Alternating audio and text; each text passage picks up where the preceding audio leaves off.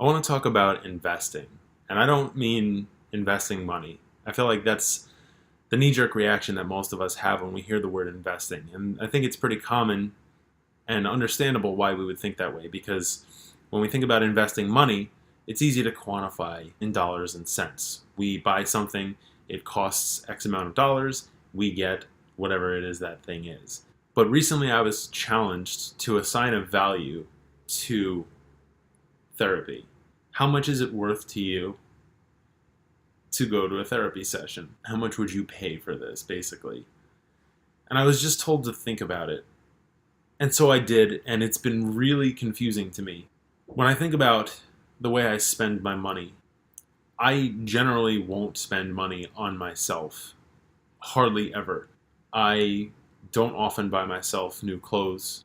If I have a pair of shoes, I'll wear those shoes until I can't really wear them anymore and they're completely uncomfortable, rather than getting myself a pair of shoes a little bit sooner. It's important to me, and I think it's important to a lot of people, to feel like they're getting their money's worth.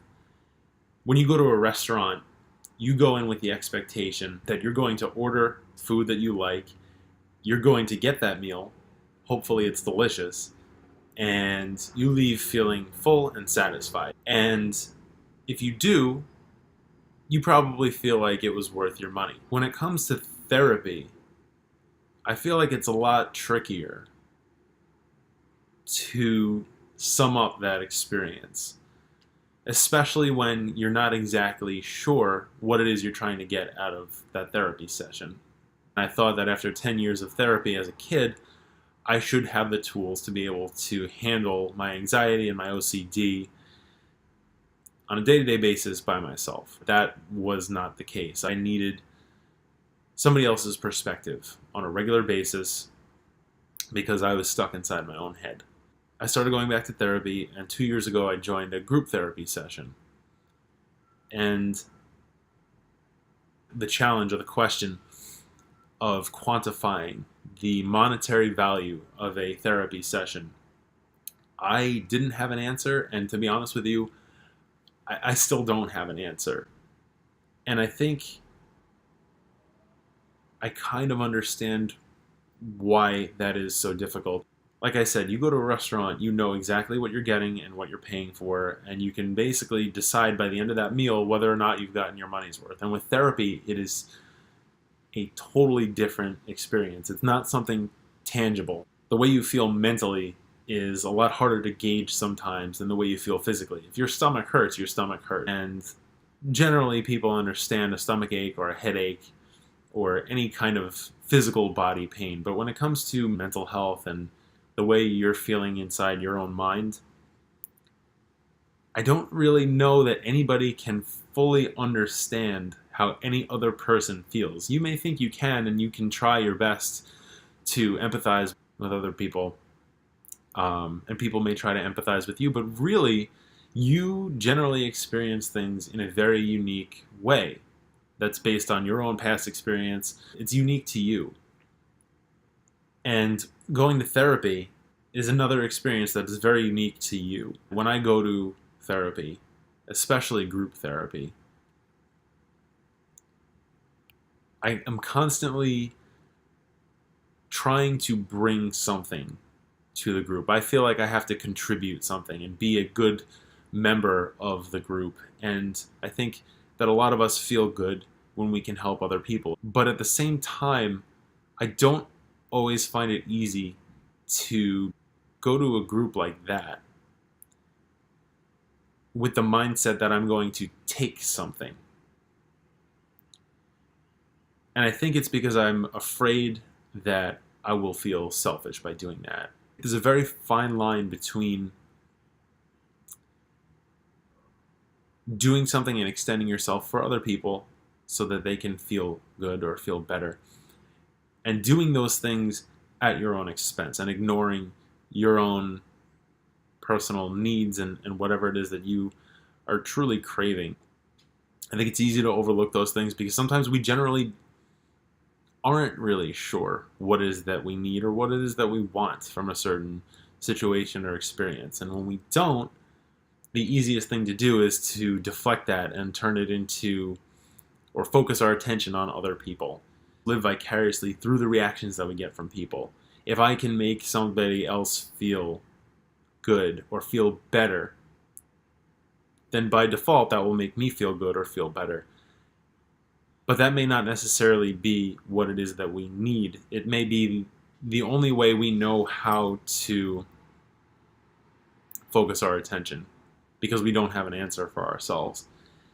And in trying to assign a monetary value to therapy, I generally like to have an answer to these kinds of things, and I really don't have an answer.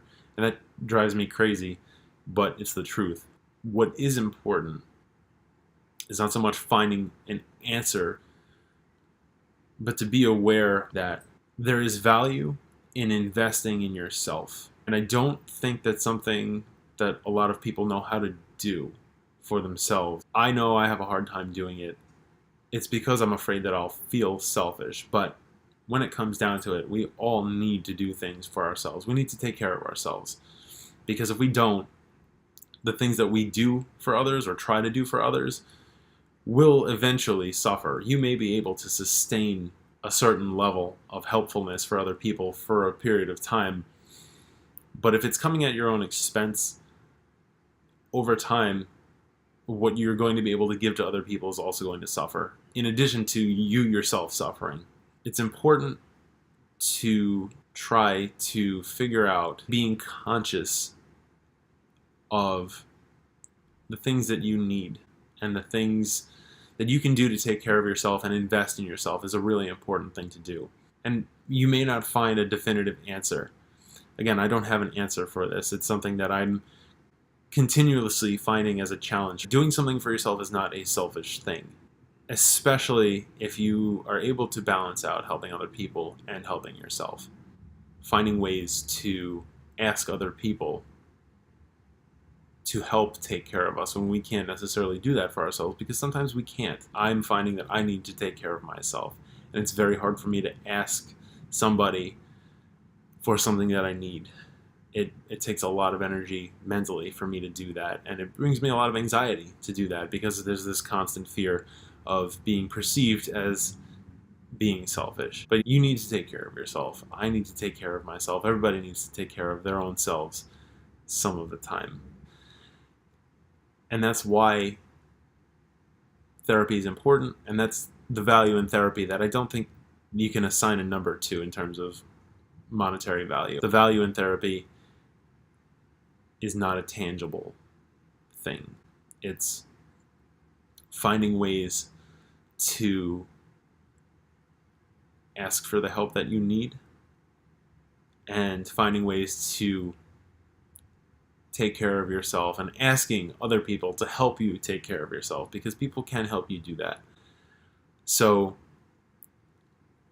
if you're struggling to figure out what it is you need for yourself, don't give up on that. Keep thinking about it. Keep trying to find ways to take care of yourself and ways to express to other people when you need to be cared for, because that's a really important thing. And as much as people might want to assign a monetary value to it, sometimes you just can't. Sometimes it's just really about taking time for yourself and asking for that help. So I hope that this was insightful and helpful. If you have any thoughts about this, I'd love to hear them. And take care of yourself.